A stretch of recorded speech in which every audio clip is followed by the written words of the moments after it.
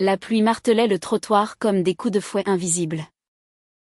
Et je sentais mon cœur se briser à chaque goutte qui s'écrasait sur ma peau glacée. À 12 ans, j'avais osé aimer Sophie d'une façon que personne ne comprenait. Un baiser furtif sous les cerisiers en fleurs de notre école à Lyon. Et pour cela, ma mère m'avait chassée dans la nuit, hurlant que j'étais une abomination. Assise sur ce banc solitaire dans le parc de la Tête d'Or, je fixais l'obscurité, me demandant si l'aube viendrait jamais effacer cette douleur qui me dévorait vivante. Les heures s'étiraient en un cauchemar éveillé. Mes vêtements collaient à ma peau comme une seconde peau de honte. Et le froid s'infiltrait dans mes os, me rappelant que j'étais seule. Vraiment seule pour la première fois. Sophie, avec ses tresses blondes et son rire comme une mélodie interdite, n'était plus qu'un fantôme dans mon esprit. Un secret que j'avais payé au prix de tout. J'avais couru sans but à travers les rues pavées de Lyon, évitant les regards des passants qui semblaient déjà savoir ma faute.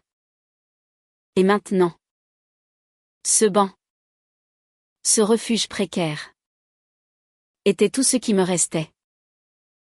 Je serrais mes genoux contre ma poitrine, retenant un sanglot qui menaçait de m'engloutir.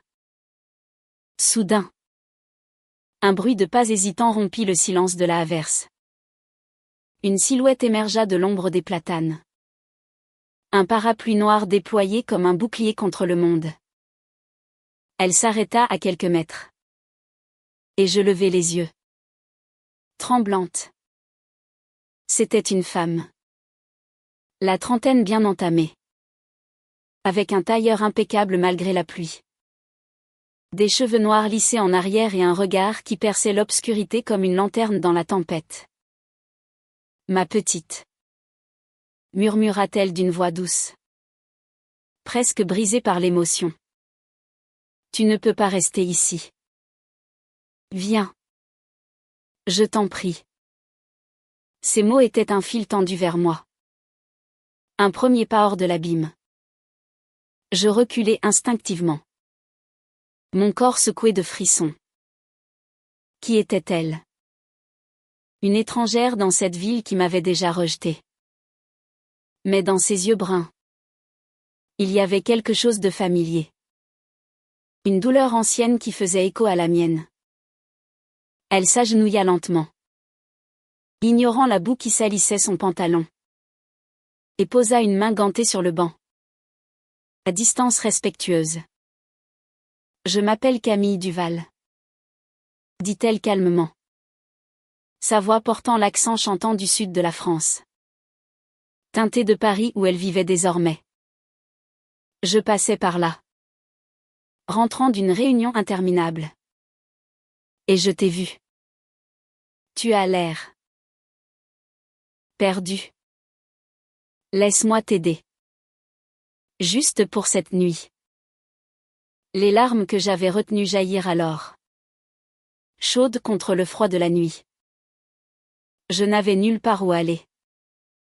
Personne à qui me confier. Ma mère.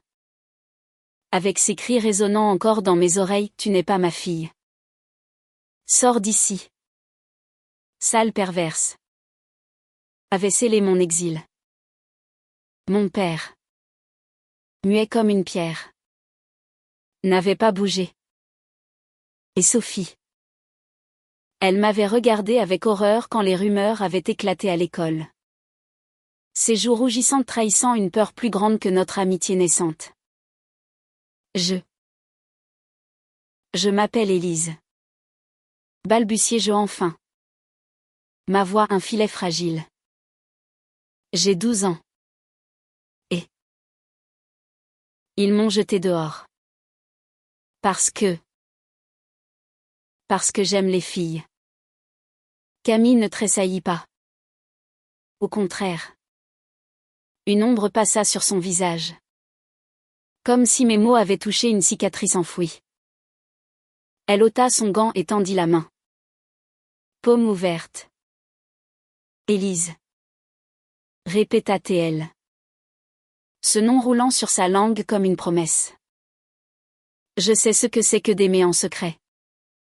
D'être rejeté pour qui on est vraiment. Viens avec moi. Pas pour toujours. Juste pour te sécher.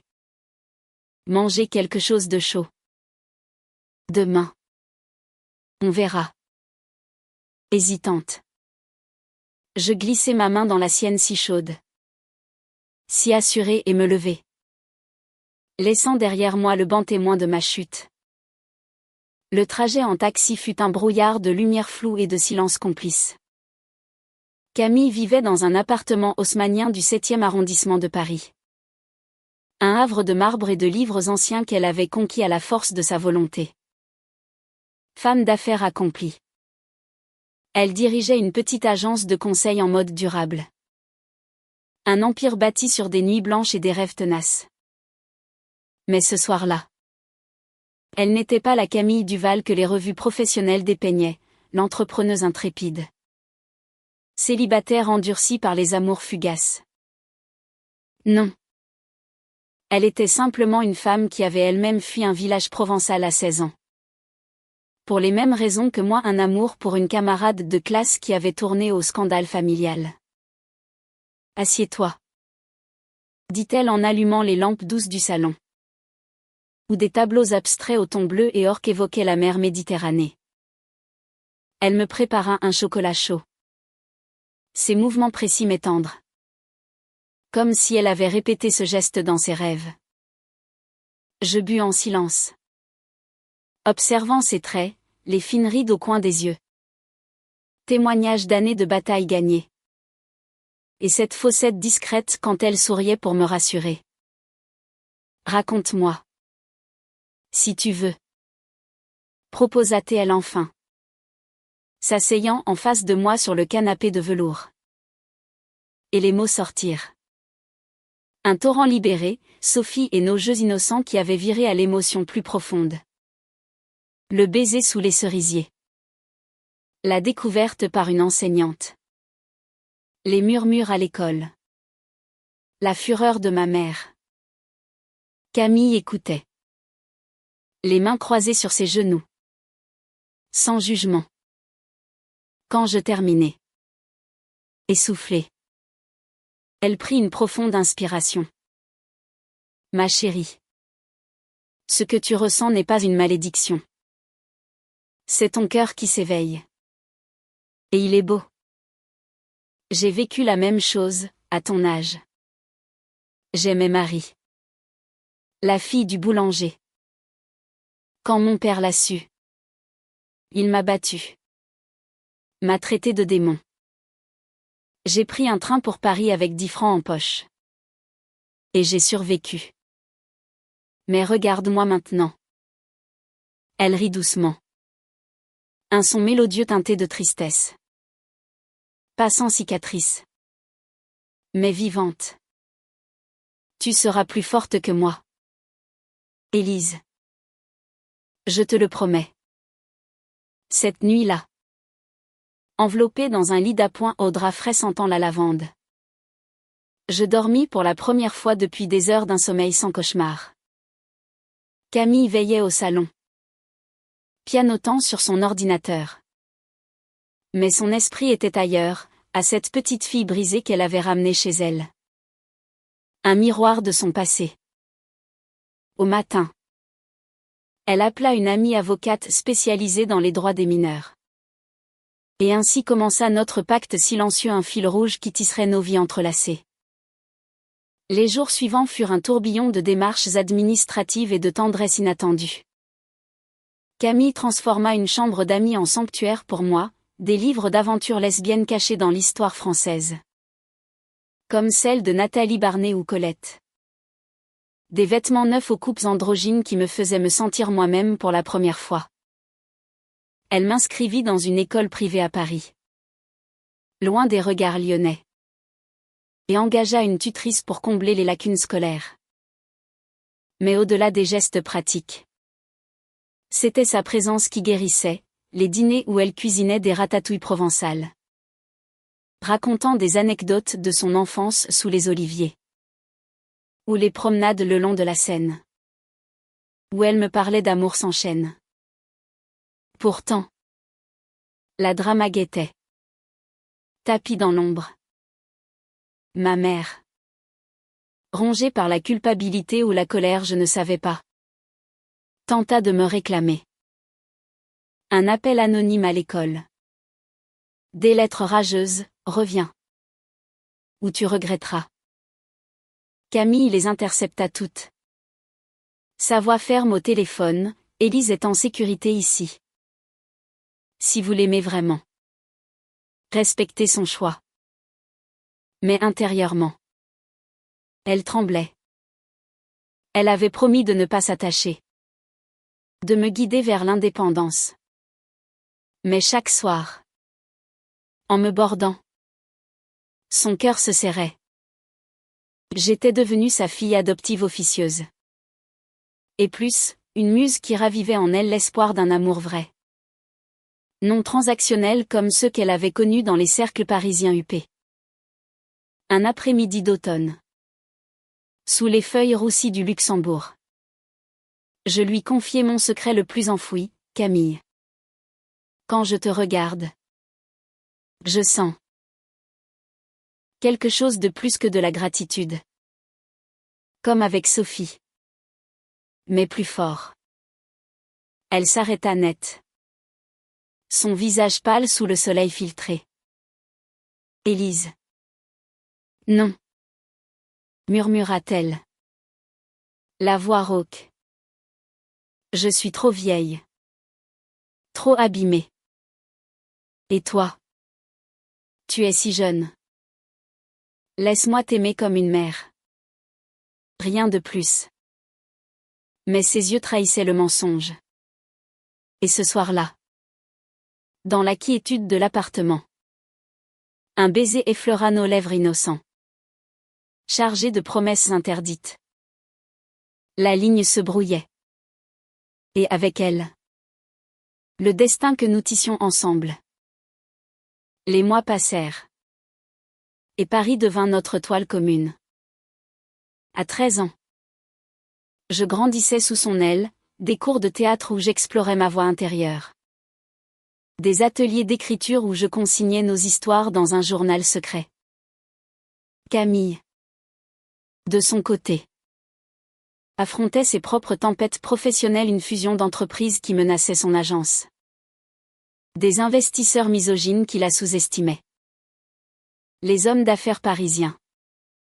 Riaient amèrement. Ils tolèrent une lesbienne tant qu'elle ne les défie pas. Mais elle se battait. Farouche. Et je l'admirais. Ce pilier inébranlable qui craquelait parfois dans l'intimité. La première crise éclata lors d'un Noël enneigé. Invité à un gala de charité pour les droits LGBTQ+ au Marais. Camille m'emmena. Me présentant comme sa protégée. Parmi la foule cosmopolite, artiste queer. Activiste en cuir clouté. Couple enlacé sans pudeur. Je me sentis vivante. Mais une ancienne amante de Camille surgit, Léa. Une designer flamboyante aux cheveux roux et au sourire acide. Toujours à sauver les âmes perdues. Camille. Où est-ce que cette gamine est ton nouveau jouet? Siffla-t-elle. Assez fort pour que les oreilles indiscrètes se tendent. Le scandale fusa comme une étincelle. Je reculai. Le cœur battant. Tandis que Camille. Les poings serrés. Ripostait, Léa. Ton amertume ne te rajeunit pas. Élise est de la famille. Pas un trophée. Mais les murmures s'amplifièrent, regardez-la. Cette bourgeoise qui joue à la mère poule avec une fugueuse. Nous quittâmes la soirée précipitamment. Le taxi nous ramenant dans un silence lourd. Chez nous. Les larmes coulèrent, les miennes de honte. Les siennes de rage contenue. Je ne te mérite pas. Avouai-je. Blotti contre elle. Tu risques tout pour moi. Elle me serra fort. Son parfum de jasmin envahissant l'air. Risqué. C'est vivre. Élise. Et avec toi. Je vis enfin. De cette nuit naquit une résolution, nous irons en thérapie ensemble. Pour démêler les fils de notre lien. Une conseillère lesbienne. Experte en relations asymétriques. Nous guida à travers les ombres. L'amour n'a pas d'âge fixe. Nous dit-elle un soir. Dans son cabinet au mur tapissé de photos de couples arc-en-ciel. Mais il exige de la patience. De l'honnêteté. Camille a appris à lâcher prise sur son rôle de sauveuse. Moi. À revendiquer mon désir sans culpabilité. Lentement. Notre affection muta, des câlins prolongés devinrent des caresses. Des regards complices, des baisers volés dans la cuisine au petit matin. Pourtant, le drama familial ressurgit. Plus vicieux. Mon père, enfin sorti de son mutisme, débarqua à Paris un printemps pluvieux. Escorté d'un prêtre conservateur. Élise. Ta mère est malade. Reviens. Et on oubliera tout. Assis dans un café des Champs-Élysées. Il me dévisageait. Ses yeux rougis par le remords ou le calcul. Camille. À mes côtés. Bouillonnait en silence. Oublié. Vous l'avez brisé pour un mensonge. Lança-t-elle quand il osa critiquer notre ménage contre nature. La dispute éclata. Mots acérés comme des lames, accusations d'endoctrinement. Menaces de déshéritage.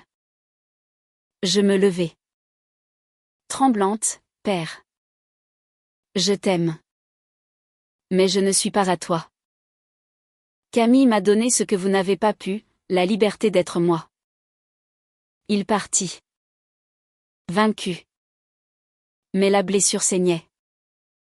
Les semaines suivantes furent un ouragan émotionnel, nuit d'insomnie où je revivais le rejet. Doute sur notre futur. Camille. Épuisée par une campagne publicitaire ratée. Craqua un soir, et si on se détruit mutuellement? Tu mérites une vie sans mes ombres. Je la retins. Nos corps entrelacés dans la pénombre, non. On se guérit. Ensemble. Ce fut notre premier amour physique. Timide et fervent. Sous les toits de Paris qui veillaient sur nous comme des gardiens bienveillants. L'aube nous trouva changés. Unis dans une intimité naissante. À 14 ans. Je fleurissais, notes excellentes. Premier rôle dans des pièces scolaires sur l'identité queer. Amis découverts dans les cercles militants du quartier latin. Camille m'offrit un journal intime relié cuir. Où j'écrivis nos lettres d'amour codées. Inspirées des correspondances de Violette Leduc. Mais le monde extérieur grondait. Les médias locaux, un article dans Le Progrès sur la fugueuse lyonnaise adoptée par une lesbienne parisienne nous exposèrent. Attirant des trolls en ligne et des regards hostiles dans la rue. PD. Cracha un jour un passant. Et je sentis la peur remonter. Camille riposta avec panache, elle lança une campagne pour son agence. Amour sans frontières.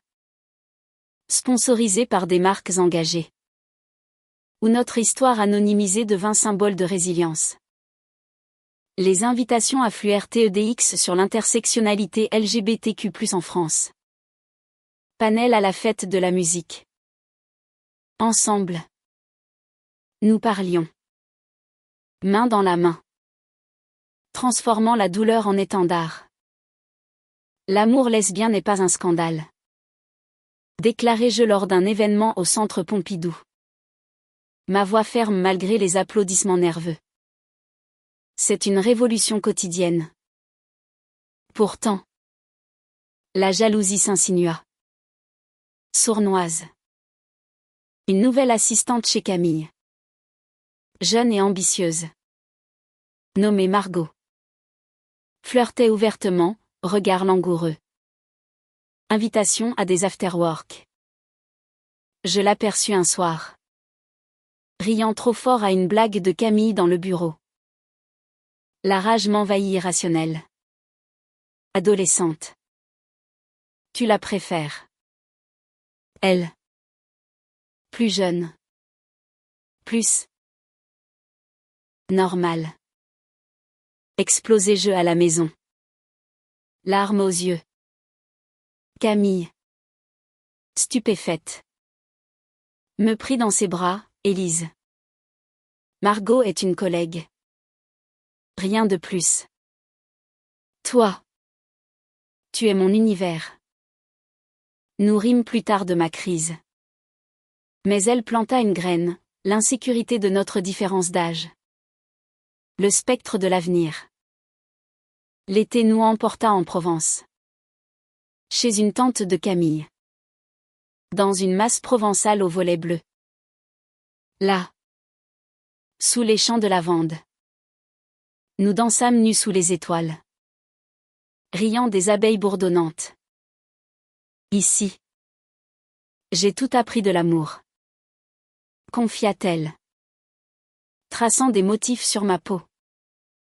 La passion. La perte. La renaissance. Je l'écoutais. Captivé. Tandis que nos corps s'entremêlaient dans une symphonie lente. Mais le retour à Paris apporta une tempête, l'agence en faillite potentielle. Un investisseur corrompu qui exigeait des faveurs. Camille lutta. Nuit blanche. Mais un soir. Elle s'effondra, je ne peux plus. Tout s'écroule. Je devins son encre. À 15 ans. Je rédigeai un business plan pour sauver l'agence. Infusant des idées écoféministes apprises en ligne. Utilise ton histoire. Lui dis-je. Transforme la vulnérabilité en force. Elle le fit. Pitchant devant des WC sceptiques, je suis lesbienne. Survivante. Et mon entreprise reflète cela, durable. Inclusive. Le contrat fut signé. Et nous célébrâmes sur les toits de Montmartre. Champagne pétillant sous les yeux de Sacré-Cœur. La maturité vint avec les défis. À 16 ans. Je rencontrai d'anciens amis de Lyon lors d'un voyage scolaire, Sophie était là. Changée. Mariée hétéro. Mais ses yeux s'attardèrent sur moi avec un regret muet. Je suis désolée. Murmura-t-elle dans un couloir. J'aurais dû te défendre. Le pardon fut doux amer.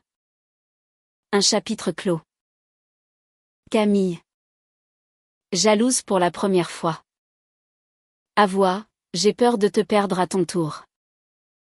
Nous parlâmes des heures. Réaffirmant notre pacte, amour pluriel. Mes racines entrelacées. Le climax surgit lors d'une manif pour les droits trans et lesbiens. Place de la République.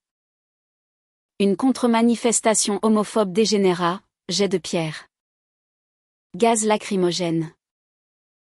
Je fus séparé de Camille dans la cohue. Traîné par la foule en furie. Élise. Hurla-t-elle. Se frayant un chemin. Un coup de matraque me frappa l'épaule. Mais ses bras m'enveloppèrent. Nous protégeant mutuellement. À l'hôpital. Pansement et regard complices. Nous jurâmes, plus jamais sans l'autre. Guéri. Nous voyageâmes, un été en Bretagne. Falaise battue par les vagues. Où je peignis nos portraits enlacés. Un automne à Bordeaux. Vignoble rougissant. Où Camille me demanda en union libre. Un anneau d'argent gravé, pour toujours. À 17 ans. Je publiai mon premier recueil de poèmes. Baiser volé. Dédié à elle. Best-seller dans les librairies queer de France. Mais la vie testa notre lien. Ma mère. Mourante d'un cancer. M'appela, viens. Ma fille. J'ai compris trop tard. Le voyage à Lyon fut déchirant, pardon fragile. Adieu murmuré. Camille m'accompagna, tenant ma main lors de l'enterrement. Tu es courageuse. Souffla-t-elle. Et dans la maison familiale vide. Nous fîmes l'amour pour la première fois sur le lit de mon enfance. Exorcisme doux. À 18 ans. Majeur. Je choisis Paris pour l'université littérature et activisme. Camille lança une fondation pour jeunes LGBTQ+ fugueurs. Banc d'espoir. Inspiré de notre rencontre. Notre amour. Jadis clandestin. Devint public, interview dans Télérama. Où nous parlions de résilience provençale et parisienne. L'âge n'est qu'un chiffre. Dis-je. L'amour. Une flamme éternelle. Des années passèrent. Et la drama s'apaisa en harmonie. À 20 ans. Je devins auteur reconnu. Elle. Magnate de la mode éthique. Nous adoptâmes une petite orpheline bretonne. Louise. Lui apprenant l'amour sans peur. Les soirs. Sur notre balcon surplombant la tour Eiffel. Nous nous remémorions ce banc pluvieux. Tu m'as sauvé. Murmurai-je. Non. Nous nous sommes sauvés. Répondait-elle. Nos lèvres se scellant sous les étoiles. Aujourd'hui. À 30 ans. Je regarde en arrière, de rejeté à aimer. De perdu à trouver. Notre histoire. Tissée de larmes et de rires. Enseigne que l'amour laisse bien. En France ou ailleurs. Triomphe des préjugés. Il guérit. Élève. Transforme. Et dans les bras de Camille. Je sais, le destin n'est pas écrit. Il se danse.